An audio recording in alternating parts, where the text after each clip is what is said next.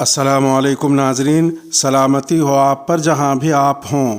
Calendar پر آج تاریخ ہے 3 ربیع الثانی، انگریزی تاریخ 9 نومبر ہے۔ آج یوم اردو ہے۔ تمام اردو بولنے، لکھنے اور سمجھنے والوں کو یوم اردو مبارک ہو۔ سلیقے سے ہواؤں میں جو خوشبو گھول سکتے ہیں، سلیقے سے ہواؤں میں جو خوشبو گھول سکتے ہیں، ابھی کچھ لوگ باقی ہیں جو اردو بول سکتے ہیں۔ اردو پڑھیں، اردو لکھیں۔ اپنے میزبان راہی حجازی سے اب عالمی خبریں سنیے۔ طالبان نے افغانستان بھر میں 44 گورنرز اور پولیس چیف مقرر کر دیے۔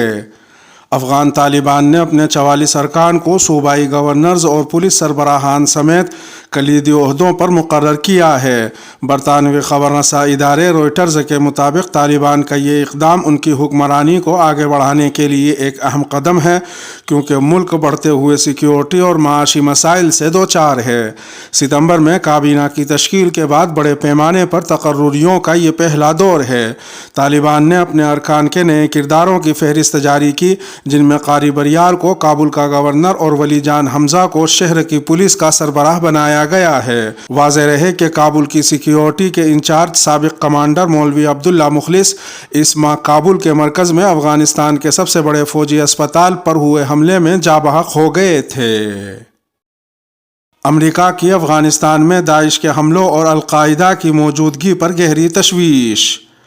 افغانستان کی صورتحال پر بات چیت کے لیے امریکی نمائندے خصوصی برائے افغانستان سفیر تھامس ویسٹ نے پیر کے روز سے اپنے دورے یورپ اور ایشیا کا آغاز کر دیا ہے۔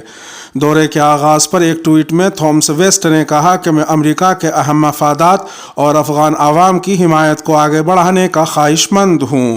انہوں نے زور دے کر کہا کہ مؤثر نتائج کے حصول کے لیے لازم ہے کہ بین الاقوامی برادری کے ساتھ مل کر اقدامات اٹھائے جائیں۔ امریکہ نے کہا ہے کہ اسے افغانستان میں داعش خراسان کے بڑھتے ہوئے حملوں اور القاعدہ کی افغانستان میں موجودگی پر گہری تشویش ہے۔ یہ بات امریکہ کے نمائندے خصوصی برائے افغانستان نے منگل کے روز برسلز میں کہی۔ خبر رساں ادارے روئٹرز کے مطابق ویسٹ نے عسکری اتحاد نیٹو کے رکن ممالک کو امریکہ کی طالبان سے بات چیت کے متعلق بریفنگ دی۔ انہوں نے نیٹو اتحادیوں سے افغانستان سے امریکی انخلا اور طالبان کے کنٹرول سنبھالنے کے بعد افغانستان میں استحکام قائم کرنے پر مشاورت کی۔ نامہ نگاروں سے برسلز سے ٹیلی فون پر بات کرتے ہوئے ویسٹ نے کہا کہ واشنگٹن افغان طالبان کے ساتھ اگلے مرحلے کی دوحہ میں ہونے والی انٹر ایجنسی ملاقات کی تیاری کر رہا ہے۔ تاہم ویسٹ نے یہ نہیں بتایا کہ یہ رابطہ کب ہوگا۔ اپنے دورے کے دوران ویسٹ یورپ سے پاکستان، بھارت اور روس بھی جائیں گے۔ پاکستانی حکومت اور ٹی ٹی پی کی مذاکرات کی تصدیق، 1 ماہ کی جنگ بندی کا اعلان۔ پاکستان کے وزیر اطلاعات فواد چودھری نے کہا ہے کہ حکومت پاکستان کے کالعدم تحریک طالبان سے آئین پاکستان کے تحت مذاکرات ہو رہے ہیں۔ وزارت اطلاعات کی جانب سے جاری بیان کے مطابق میڈیا سے گفتگو میں فواد چودھری نے کہا کہ معاہدے کے تحت مکمل سیز فائر پر آمادگی ہو چکی ہے۔ مذاکرات میں ریاست کی حاکمیت، ملکی سلامتی، متعلقہ علاقوں کے امن، معاشرتی اور اقتصادی استحکام کو ملحوظ خاطر رکھا جائے گا۔ وزیر اطلاعات و نشریات نے مزید بتایا کہ وزیر اعظم پاکستان عمران خان نے پہلے ہی تحریک طالبان سے مذاکرات کا تذکرہ کیا تھا۔ دوسری جانب تحریک طالبان پاکستان نے حکومت کے ساتھ مذاکرات کی تصدیق کرتے ہوئے 1 ماہ کی جنگ بندی کا اعلان کیا ہے۔ ترجمان تحریک طالبان پاکستان محمد خراسانی کی جانب سے جاری بیان میں کہا گیا کہ امارت اسلامیہ افغانستان موجودہ مذاکراتی عمل میں تحریک طالبان پاکستان اور حکومت پاکستان کے مابین ثالث کا کردار ادا کر رہی ہے۔ افغانستان کے صوبے کنڑ میں ٹی ٹی پی کے کمانڈر نے روئٹرز کو بتایا کہ افغان طالبان نے سہولت کاری کی ہے اور اب تک مذاکرات کے 2 ابتدائی دور ہو چکے ہیں۔ رپورٹ کے مطابق افغانستان کے عبوری وزیر خارجہ سراج الدین حقانی نے مذاکرات میں مدد کی۔ امریکہ کا بیت المقدس میں سفارت خانہ دوبارہ کھولنے کا فیصلہ۔ اسرائیلی وزیر اعظم نفتالی بینٹ نے ہفتے کے روز کہا کہ بیت المقدس میں ایک اور امریکی مشن کے لیے کوئی گنجائش نہیں ہے۔ واضح رہے کہ ٹرمپ انتظامیہ نے امریکی بیت المقدس میں قونصلیٹ کو بند کر دیا تھا۔ یہ ایک ایسا دفتر تھا جو برسوں سے فلسطینیوں کے لیے ڈی فیکٹو سفارت خانے کے طور پر کام کرتا تھا۔ امریکی وزیر خارجہ اینتھونی بلنکن نے اسے دوبارہ کھولنے کے عزم کا اظہار کیا ہے۔ یہ ایک ایسا اقدام ہے جس کے بارے میں اسرائیل کا کہنا ہے کہ اس سے شہر پر اس کی خود مختاری کو چیلنج کیا جائے گا۔ امریکی قونصل خانے کے دوبارہ کھولنے سے ٹرمپ کے دور میں ٹوٹے ہوئے فلسطینیوں کے ساتھ امریکی تعلقات کو بہتر بنانے میں مدد مل سکتی ہے۔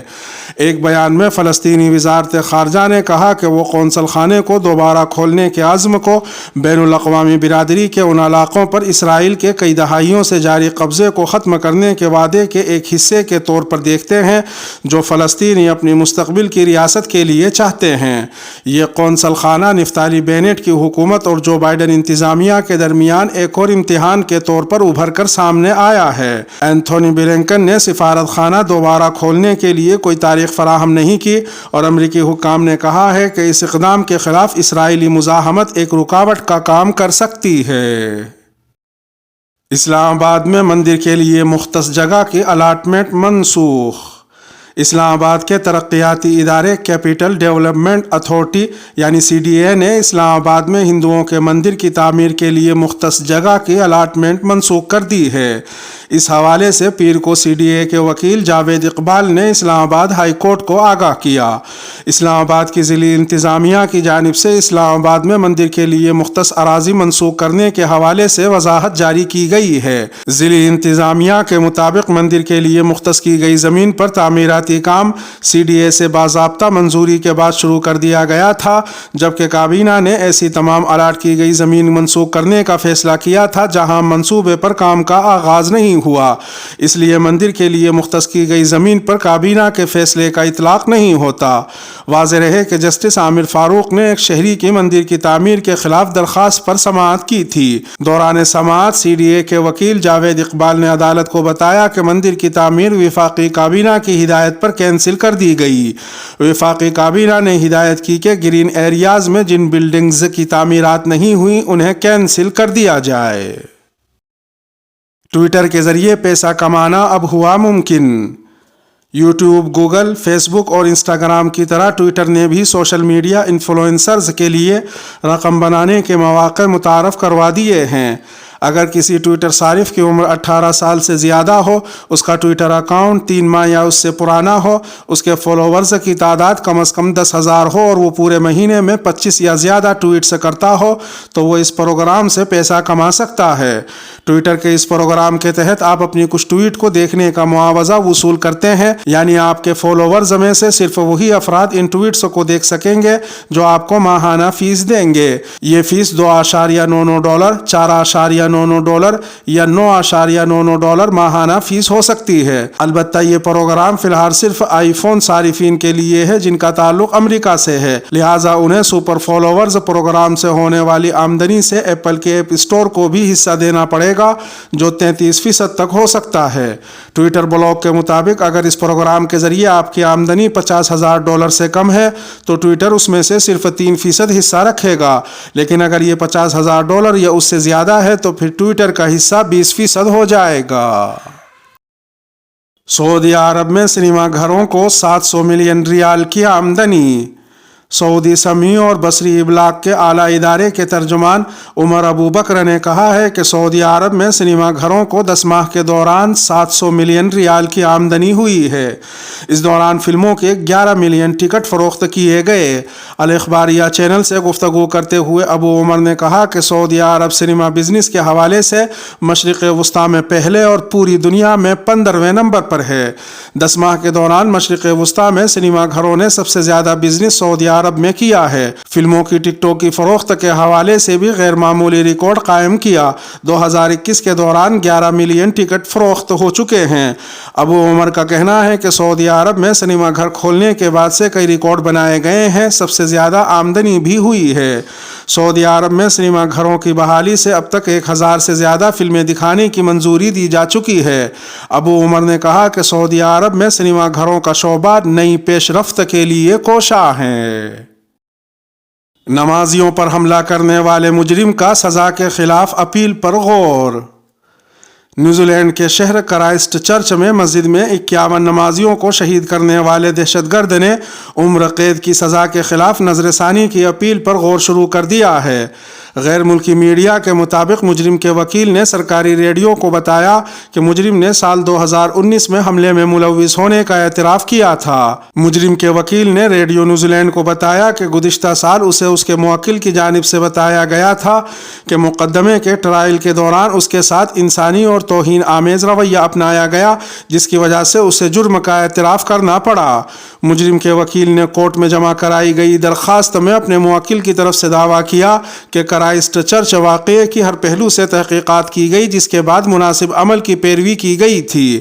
انہوں نے کہا کہ جب وہ فیصلے کا انتظار کر رہے تھے تو ان کے ساتھ اس طرح کا سلوک کیا گیا، جس کے باعث انہوں نے ایک سادہ راستہ تلاش کرتے ہوئے جرم قبول کرنے کا فیصلہ کیا۔ مجرم کے وکیل کا کہنا تھا کہ اس عمل کا مطلب یہ تھا کہ میرے موکل ریمانڈ کے دوران غیر انسانی اور توہین آمیز رویے کا شکار تھے، جس کی وجہ سے فیصلے کو غیر منصفانہ بنایا گیا۔ ایک سوال کے جواب میں مجرم کے وکیل نے غیر ملکی خبر رساں ادارے روئٹرز کو بتایا کہ ان کے موکل نے ای میل کے ذریعے انہیں ہدایت دی ہے کہ مقامی میڈیا کے مخصوص آؤٹ لیٹس سے بات کرے۔ سوڈان، فوجی بغاوت کے خلاف نکلنے والے مظاہرین پر آنسو گیس کی شیلنگ۔ سوڈان کے کئی شہروں میں سیکیورٹی فورسز نے فوجی بغاوت کے خلاف نکالے جانے والی ریلیوں کے مظاہرین پر آنسو گیس کا استعمال کیا ہے۔ مظاہرین فوج کے کنٹرول کے خلاف ملک کے کئی شہروں میں 2 دن کی سول نافرمانی کے تحت سراپا احتجاج ہیں۔ خبر رساں ادارے AFP کے مطابق اتوار کو سوڈان کے شہر خرطوم سمیت کئی شہروں میں سینکڑوں مظاہرین بغاوت کے خلاف ریلیاں نکال رہے تھے۔ مظاہرین نعرے لگا رہے تھے کہ اقتدار عوام کا ہے۔ مظاہرین نے فوجی حکمرانی کی مخالفت کرتے ہوئے سویلین حکومت کا مطالبہ کیا۔ سوڈان بھر میں فوج کے قبضے کے بعد سے 25 اکتوبر سے احتجاج کی لہر جاری ہے، تاہم ان مظاہروں کو سخت کریک ڈاؤن کا سامنا رہا ہے۔ Central committee of Sudan doctors کے مطابق ان مظاہروں کے دوران کم از کم 14 افراد ہلاک اور تقریباً 300 زخمی ہوئے ہیں۔ اس کے ساتھ ہی ویڈیو کا اختتام ہوا۔ اپنے میزبان راہی حجازی کو دیجیے اجازت۔ سلامتی ہو آپ پر جہاں بھی آپ ہوں۔